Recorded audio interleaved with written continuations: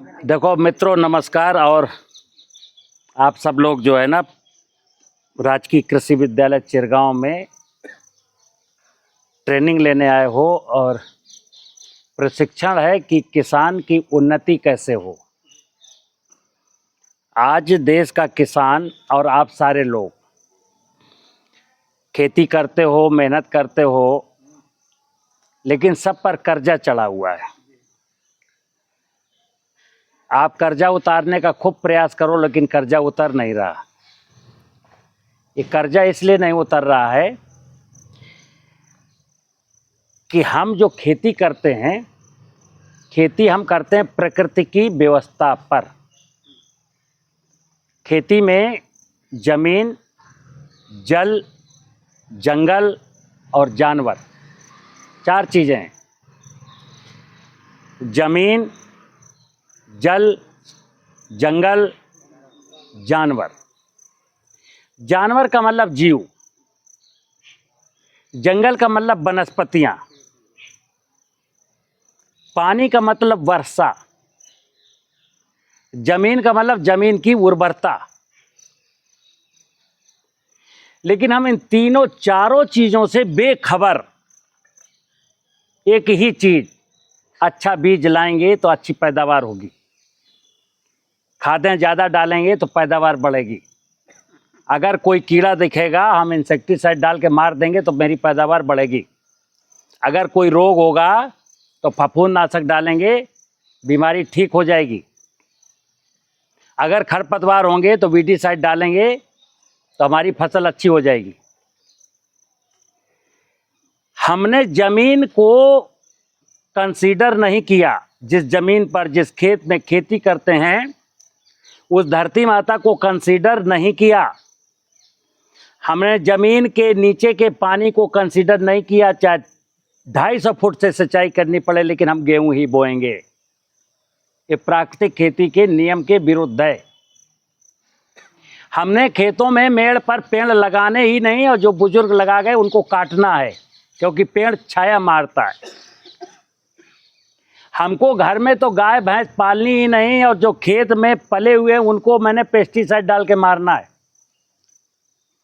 तो जीव से तुम्हारी नफरत, वनस्पतियों से तुम्हारी नफरत, यानी जंगल से तुम्हें नफरत, पानी से, जल से तुम्हें नफरत। जमीन तो पिताजी के मरने के बाद मेरे बाप की हो ही गई, तो जमीन तो है ही है।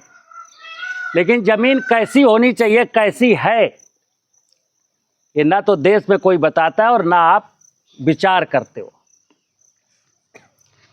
हमारे जीवन की संपूर्ण बागडोर किसान के ही नहीं, जो खेती नहीं करता उसकी भी जिंदगी जमीन से ही चलती है।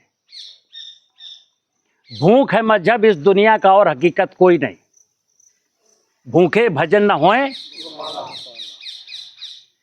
खाना सबसे पहली जरूरत है रोटी। और रोटी कौन सी? वो रोटी जिसमें यूरिया है, वो रोटी जिसमें इंसेक्टिसाइड है, वो रोटी जिसमें वीडीसाइड है, वो रोटी जिसमें फंजीसाइड मिला है। वो रोटी, आज हम वो रोटी खा रहे हैं जो रोटी खा करके अस्पताल में जा रहे हैं। आए थे हरिभजन को, ओटन लगे कपास। आए तो थे हंसने, मुस्कुराने, खिलखिलाने, दुनिया को हंसाने। और ना हम खुद हंसे, ना लोगों को हंसने दिया, ना खुद जिए, ना जीवों को जीने दिया। तो सबसे पहली चीज है जमीन। जमीन, धरती मां, जिसकी मां जिंदा है उसकी औलादें जिंदा हैं। जिसकी मां हंसेगी वो इंसान हंसेगा। जिसकी मां स्वस्थ होगी उसके पुत्र स्वस्थ होंगे। और जिस किसान की जमीन समृद्धशाली होगी, उस किसान के घर में समृद्धि आएगी आएगी। और जिस किसान ने जाने अनजाने अपनी जमीन को बंजर बना दिया, लूट लिया, वो किसान अब खुशहाली की, तरक्की की बातें ना करे। वो सपना भी ना देखे। अगर सपना देखना है खुशहाली का तो पहली शर्त है, तेरा वैभव अमर रहे मां, हम दिन चार रहे न रहे। हे मातृभूमि, तुम्हारा वैभव अमर रहना चाहिए। तो धरती माता का वैभव अमर रखेंगे तो हम अमर रहेंगे। अगर धरती माता का वैभव ठीक नहीं है तो हम कुछ भी नहीं रहेंगे। हम तो भाई साहब ना हंसते हैं ना रोते हैं,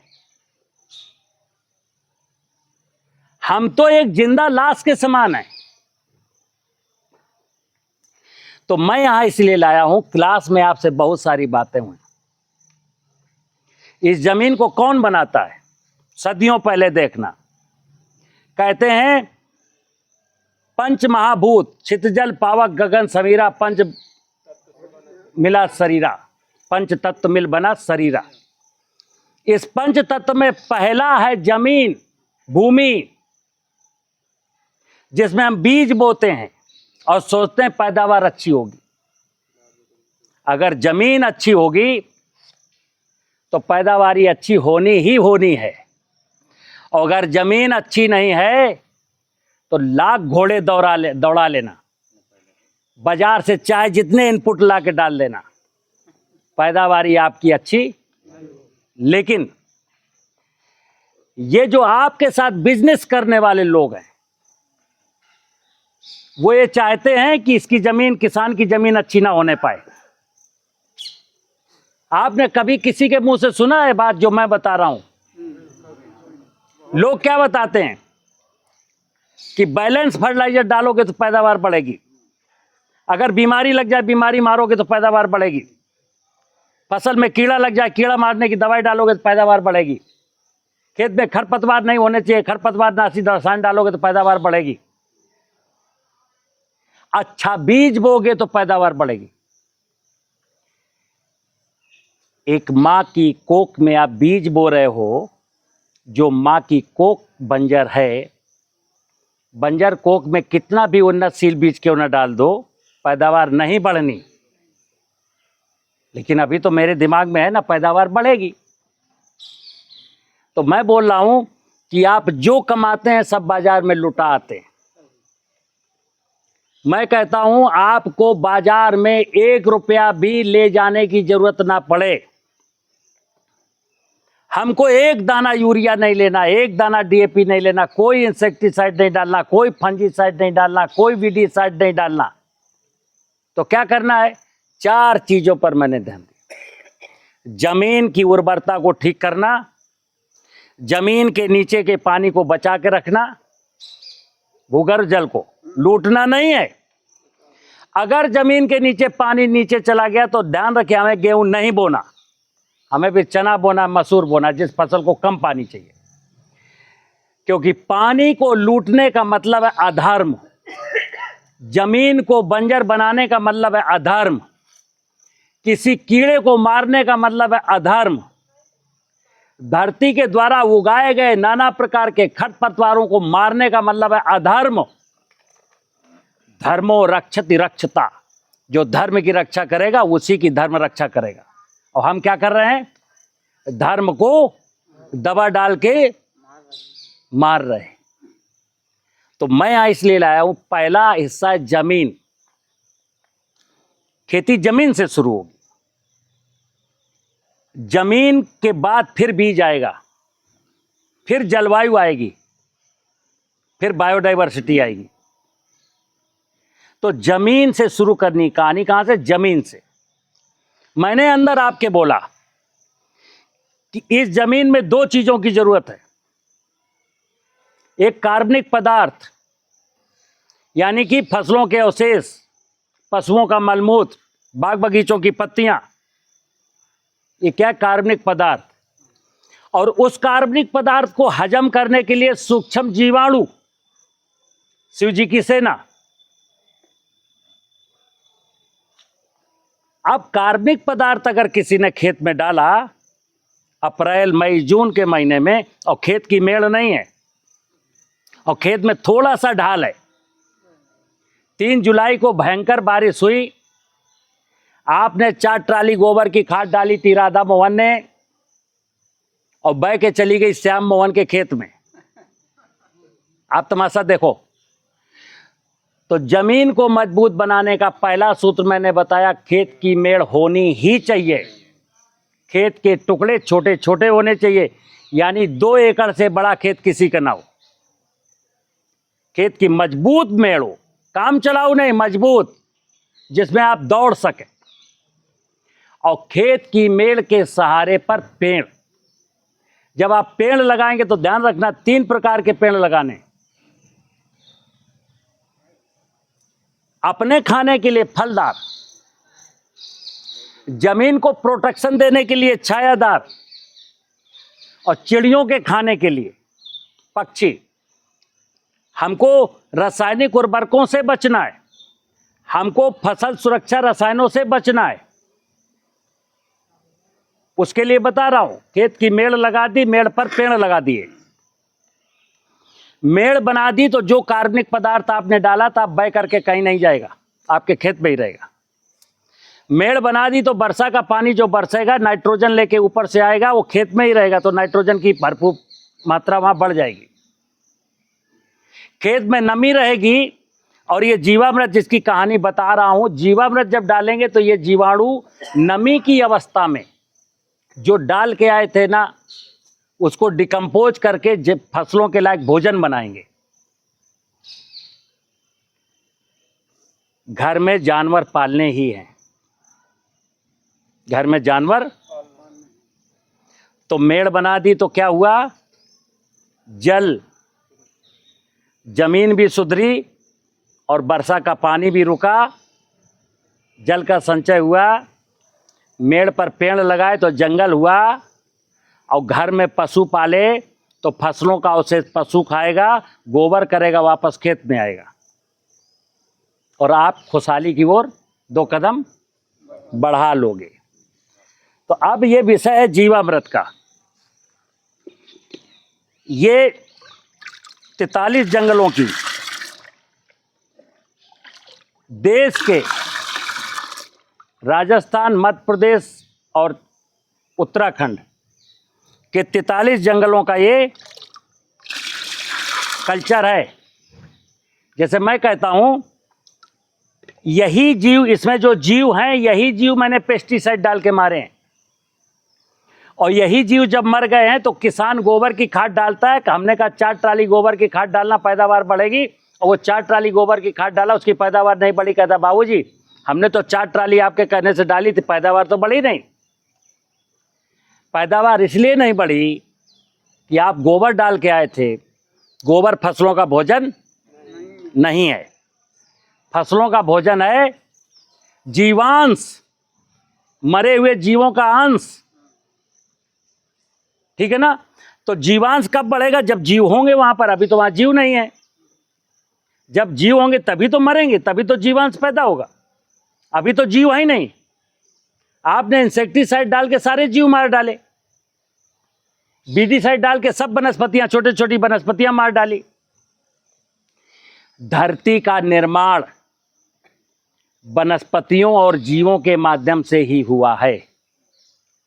जब इस धरती पर मनुष्य नहीं था तो सारे जीव थे, सारे प्रकार की वनस्पतियां थीं। उन्होंने इस धरती को बनाया है, और हम बाद में आए मेहमान बन करके, ज्ञान के अवतार, बगिया के माली, और हम ही ने इस बगिया को उजाड़ दिया। कैसे? क्योंकि जिन्होंने इस बगिया को बनाया था हमें उनका ज्ञान ही नहीं, हम उन्हीं को मारने लगे। वीडीसाइड डाल करके वनस्पतियों को मारेंगे और इंसेक्टिसाइड डाल करके जीवों को मारेंगे।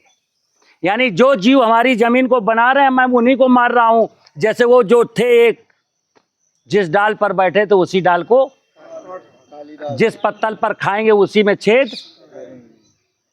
तो एक बार पत्तल में छेद कर दिया तो अगली बार दाल परसा के देखना, सारी चूना जाए तो कहना तो छेद क्यों करते हो। अब ये जीवामृत की कहानी जो आपको अंदर बताई गई, इसका कहानी समझना बहुत मजेदार है, बहुत सरल है।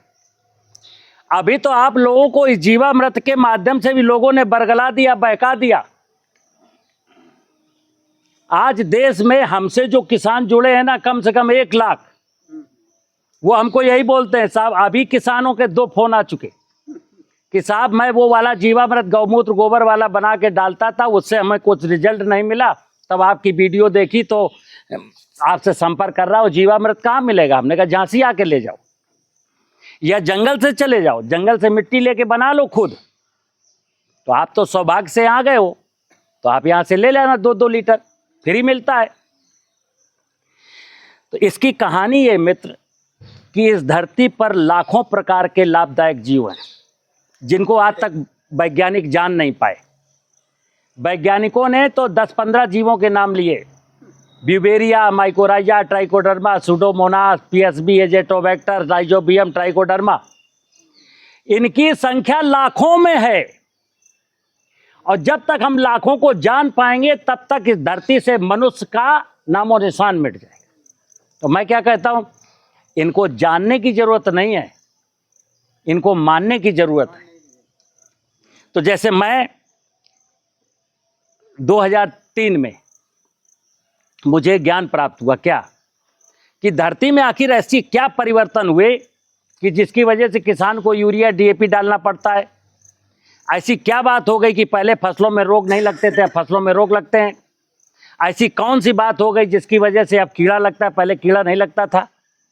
मैंने अध्ययन किया तो क्या पाया, जमीन में जीवांश कार्बन जो 1% होना चाहिए था वो घट के रह गया 0.3। इसलिए फर्टिलाइजर की जरूरत पड़ती।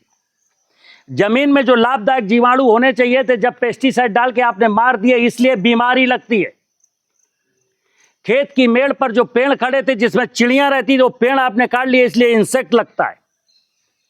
आपने घर से गाय बैल भैंस बेच दिया, इसलिए खरपतवार प्रॉब्लम हो गया। नहीं, खरपतवार तो वरदान था, वही उखाड़ के लाते थे, पशुओं को खिलाते थे, पशुओं का गोबर वापस करते थे। बात समझ गए ना? तो ये अगर आप खेत में कार्बनिक पदार्थ डाल भी दो और ये जीवाणु नहीं है, जमीन में पाए जाने वाले लाभदायक जीवाणु नहीं है, तो क्या करेगा? वो बेकार पड़ा रहेगा। आपके सामने कोई गेहूं रख दे, खा लोगे क्या? या आटा रख दे सूखा हुआ, खा लोगे क्या? चलो आटे को गूंद के रख दिया, खा लोगे क्या? जब तक आटे की रोटी बन करके आग में नहीं पकेगी तब तक आप नहीं खा सकते। इसी प्रकार किसी भी प्रकार का पदार्थ फसल नहीं खा सकती। फसल के लिए पका पकाया पदार्थ चाहिए, और पकाने का काम कौन करता है? ये सूक्ष्म जीव, ये वाले जो इस ड्रम में है। इस जीवाणु को, इस जीवामृत को इतनी अच्छी क्वालिटी का नहीं है, कुछ ऐसे ही खराब चीज 1700 रुपए की लीटर बिक रहा है। साउथ में जाइए आप, कर्नाटका में, गुजरात में 1700 रुपए का लीटर बेच रहे हैं लोग, तो हम मना के फ्री दे रहे हैं, तब भी आप नहीं ले रहे। तो इस जीवाणुओं की कहानी क्या है? मैंने कहा रहमन बिरवा खेत में सींचे थे कुमलाए रहे, भरोसे राम के पत्थर पर हरियाए। तो मैंने कहा जंगल में कुछ तो ऐसी माया है, तो मैं जंगल गया 2009 में, और 43 जंगलों से ये कल्चर मिट्टी ला करके ये मैंने इसको कल्चर बनाया, और वो कल्चर आज आपके सामने है। ये मुझसे फ्री ले जाइए। अगर किसी के जंगल हो तो अच्छे जंगल में जाए, वहां से किसी अच्छे से पेड़ के नीचे जहां खूब बायोमास इकट्ठा हो, बायोमास हटाए, नीचे से मिट्टी ले आए, बुरबुरी 5 किलो मिट्टी इस ड्रम में डाले, 200 लीटर पानी भर दे, और 5 किलो गुड़ या चीनी, 5 किलो आटा डाल दे।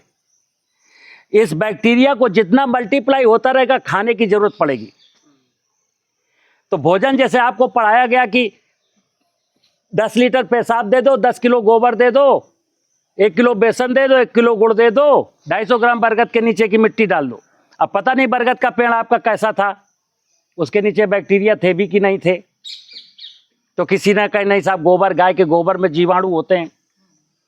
गाय के गोबर में वो जीवाणु नहीं होते जो जमीन को चाहिए, अन्यथा गाय का गोबर खुद क्यों नहीं सड़ता? अगर जीवाणु थे तो गाय का गोबर सड़ना चाहिए कि नहीं? नहीं सड़ता ना। तो लोग कहते हैं 1 ग्राम गाय के गोबर में 5 करोड़ जीवाणु होते हैं। तो 5 करोड़ जीवाणु होते तो गाय का गोबर, तो आज गाय ने गोबर किया, कल उसको सड़ जाना चाहिए, वो तो 6 महीने डला रहता, नहीं सड़ता। जिस बरगद के पेड़ के नीचे की मिट्टी लाए वहां लोग रोजाना झाड़ू लगाते, मंदिर पर खड़ा था महात्मा जी झाड़ू लगा देते थे, या लोग होला बुनते हैं, वहां सूखी सूखी मिट्टी थी, मिट्टी ऊपर से बटोर लाए, उसमें तो जीवाणु थे ही नहीं। तो बरगद के पेड़ का मतलब है जंगल, जहां उसके फल पत्ते गिरते हो, कोई झाड़ के ना फेंकता हो, वहीं सड़ते हो, वहीं गलते हो, वहां जीवाणु हो सकते हैं। लेकिन इस जीवामृत में गोबर की और गौमूत्र की कोई जरूरत नहीं।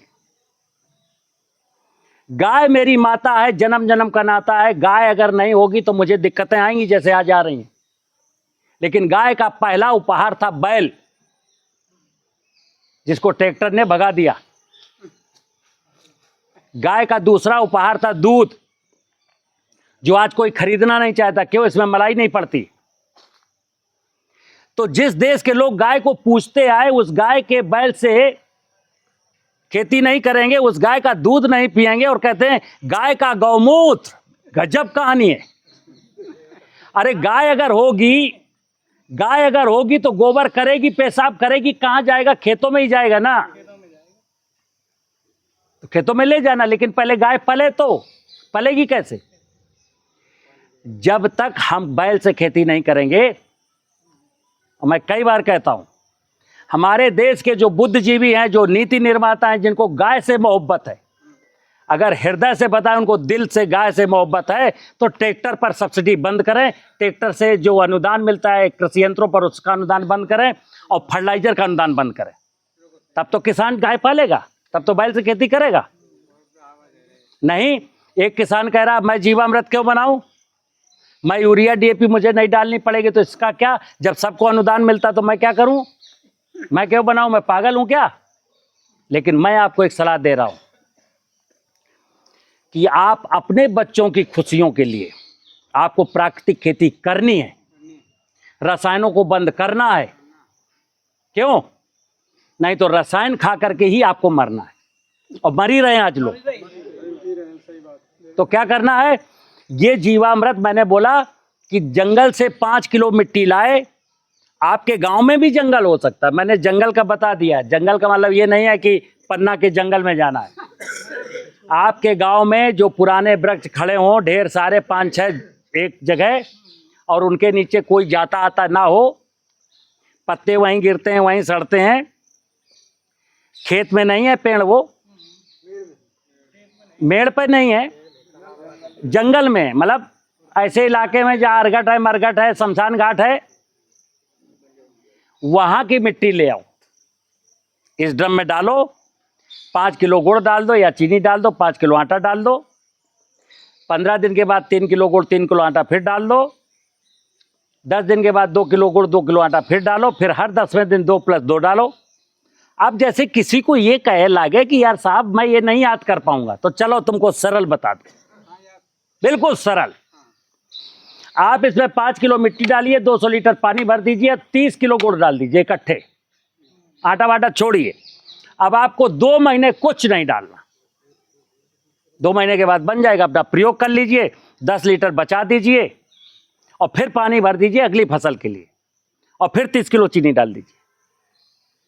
लेकिन अगली फसल के लिए जब 30 किलो चीनी डालोगे, ध्यान रखना, जैसे ही 2 महीना बीत जाए और 2 महीना और आगे बढ़ाना हो, तो फिर आप 30 किलो चीनी डाल देंगे।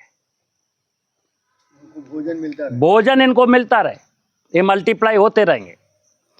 और जब ये बन जाएगा तो अभी आपको सिखाया गया है कि 1 ड्रम बनाइए और 1 एकड़ में पहले पानी के साथ बहाइए, फिर बनाइए, फिर 1 एकड़ में बहाइए।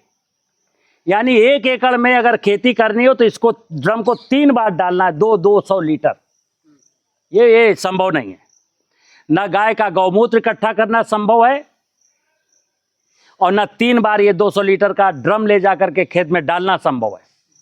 हम जो विधि बता रहे हैं, ये 1 ड्रम हमने बना लिया, 10 एकड़ जमीन के लिए हो गया, 200 लीटर अभी एक बार में डालना है। मैंने कहा मेरा वाला जीवामृत 20 लीटर डालना और 1 बार डालना है, बार बार डालना ही नहीं। और जैसे अभी जो जो गोबर गौमूत्र वाला बनाते हैं उसमें कह रहे साहब पैदावार घटती है। मेरा वाला सही से बना लोगे, सही से प्रयोग कर लोगे तो पैदावार बढ़ती है, घटती नहीं है। पैदावार बढ़ेगी चाहे 10 किलो एकड़ क्यों ना बढ़े, लेकिन विधि ध्यान रखना, गड़बड़ कुछ नहीं करना। 2 लीटर यहां से ले जाइए और जिसके पास 5 एकड़ जमीन हो वो केवल कितना बनाएगा? 110 लीटर। 2 एकड़ जमीन हो वो बनाएगा 50 लीटर। 8 एकड़ जमीन हो वो बनाएगा 180 लीटर। मतलब 1 एकड़ पर 20 लीटर बनाना है, 10 लीटर फालतू बनाना है, ताकि ये बार बार हमसे ना ले जाना पड़े। अब आपके पास जामन हो गया, बनाते रहना, डालते रहना, बांटते रहना, बाबा जी का प्रसाद है। जैसे मेरे यहां से हजारों लोग ले गए और कर्नाटका के, महाराष्ट्र के, हरियाणा के, पंजाब के, दूसरे प्रदेशों से ले गए। तो ये है धरती का अमृत, जीवामृत, जीवों का अमृत। नाना प्रकार के जीव हैं इसमें। ये डाल दोगे 20 लीटर तो क्या होगा? अब सुनना, अगर आप दलहनी तिलहनी फसल बोते हो तो आप भूल जाओ, फर्टिलाइजर नाम की कोई चीज मुझे डालनी पड़ेगी, कुछ नहीं डालना पड़ेगा।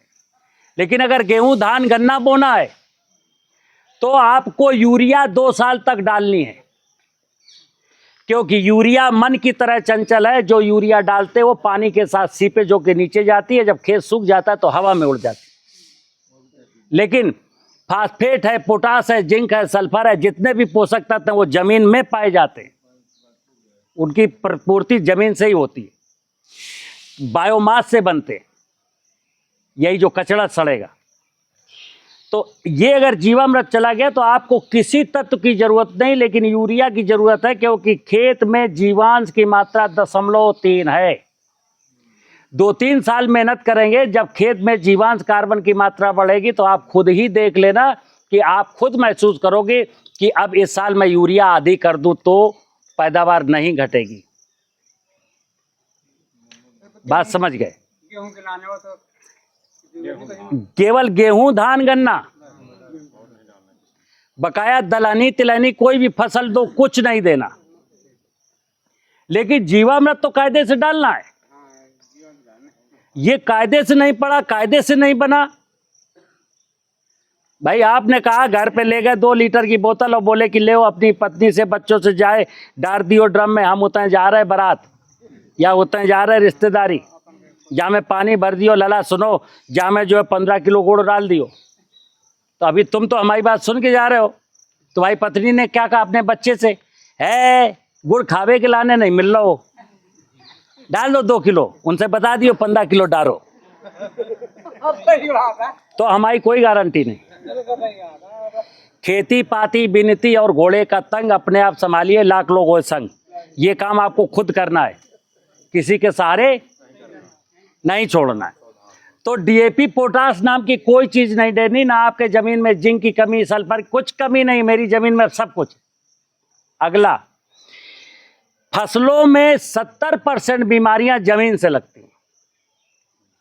अगर फसल की बुआई के 15 दिन पहले पड़ गया, अगर सब्जी वाली फसल में 1 महीना पहले पड़ गया, तो सब्जी वाले किसान कम से कम 30-40 हजार की दवाई डालते हैं 1 एकड़ में। भगवान कसम उनको कोई दवा नहीं डालनी पड़ेगी। समझिए बात को। तो मैंने बोला जमीन जब जिंदा हो जाएगी तो बीमारी का आएगी। अभी है क्या? अभी संसार में क्या है? लोग कहते हैं तुम्हारी फसल में बीमारी है। एग्जैक्ट बात क्या है? वो बीमारी फसल में नहीं थी, वो बीमारी जमीन में थी। जमीन की बीमारी हमको फसल में दिखाई दी है, फसल में नहीं थी बीमारी। लेकिन मैंने जमीन की बीमारी को ठीक नहीं किया, फसल की बीमारी को ठीक किया। तो क्या हुआ? जब पेस्टिसाइड डाले फसल में तो पेस्टिसाइड के अंश फसल में रह गए, और जब खाना खाया तो पेस्टिसाइड पहुंच गए हमारे शरीर में। अब तुम बीमार हो गए तो लोगों ने कहा राधा मोहन बीमार हैं। मैं क्या कहता हूं, इस संसार में बीमारी कहीं नहीं है, बीमारी आदमी की खोपड़ी में है। तुम धरती माता को मां मान लो ना एक बार, देखिए ना फसल में बीमारी लगनी ना आपको बीमारी हो, लेकिन धरती को अगर माँ नहीं मानोगे, जमीन ठीक कर दी मैंने कार्बनिक पदार्थ डाल के, जीवामृत डाल के, मेड़ बना ली, वर्षा का पानी रुक गया, मेड़ पर पेड़ लगा दिए, जंगल हो गया। अब आपको पशु जरूर पालने हैं घर में, बिना पशु के खेती संभव नहीं है। तो जमीन, जल, जंगल और जानवर, हमको करना इसका मैनेजमेंट, तभी हम कहलाएंगे इस धरती रूपी बगिया के मालिक। नहीं हम क्या करेंगे, हम मालिक किस काम के? सर मसूर के खेत में कब यूज करना? फिर बता, किसी भी, एक मिनट, किसी भी फसल में अगर पलेवा कर रहे हो, सुनना बात को, अगर पलेवा किया है, पानी भरा है, तो भरे हुए पानी में 20 लीटर इस बाल्टी से निकालो और अपने खेत में ले जाके मग्गे से ऐसे ऐसे ऐसे खींच दो, 40-50 जगह पानी भरा है, ये पानी के साथ मिल करके पूरे खेत में समा जाएगा। और अगर पलेवा हो चुकी और अब आप ओट आ गई, जुताई करना है, तो फिर जैसे पूजा ने बताया कि आप 100 किलो सूखी हुई गोबर की खाद लो, उसमें 20 लीटर मिलाओ और यूरिया की तरह खेत में बिखेर दो और पीछे से जुताई कर दो। ये जीवामृत जमीन के लिए फसल कोई भी बोना, जैसे कई बार किसान कहते हैं लौकी की फसल में भी साहब डाल सकते हैं क्या? हम साहब आम के बाग में भी डाल सकते हैं क्या? अरे भाई मैंने बोला ये जमीन का भोजन है, जमीन में डालना है, फसल तुम्हारी मर्जी की, इसका काम है जमीन को ठीक करना, ठीक है ना? तो ना कोई बीमारी लगेगी, ना कोई आपको उर्वरक देने पड़ेंगे, और पेड़ लगा लिया तो चिड़ियां हो गई, तो ना कोई कीड़ा लगेगा। और अगर पशु पाल लिए तो जो खरपतवार होते हैं पशु खाएगा, गोबर वापस खेत में आएगा। इतनी सी कहानी है। नमस्कार। कोई दिक्कत?